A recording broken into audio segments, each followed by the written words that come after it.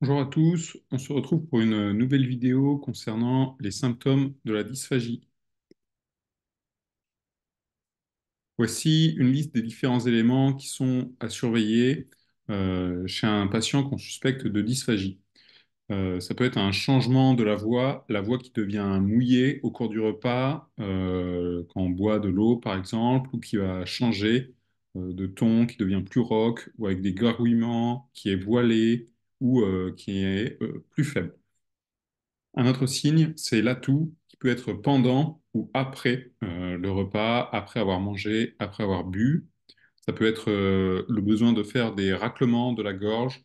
Ça peut être une perte de poids involontaire, parce que la dysphagie entraîne une dénutrition, puisqu'on a du mal à manger. Donc la perte de poids est un signe de dysphagie.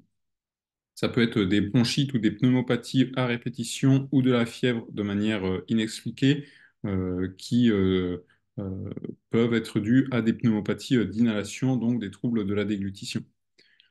Ça peut être des difficultés à respirer après le repas ou à une désaturation si, il y a un encombrement bronchique dû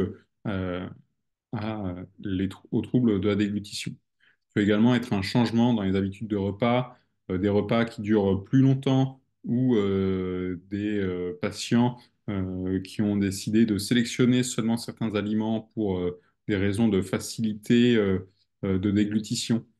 Euh, Ça peut être un antécédent d'étouffement, une sensation de blanquage ou de nourriture coincée. Ça, c'est des signes de troubles de la déglutition, un bavage excessif également, des régurgitations ou lorsque avaler demande un effort supplémentaire. Voilà. Ça, ce sont des éléments à surveiller. Euh, Cependant, il est possible d'avoir des troubles de la déglutition sans tout et sans avoir l'ensemble de ces symptômes. Ce sont des fausses routes que l'on dit silencieuses.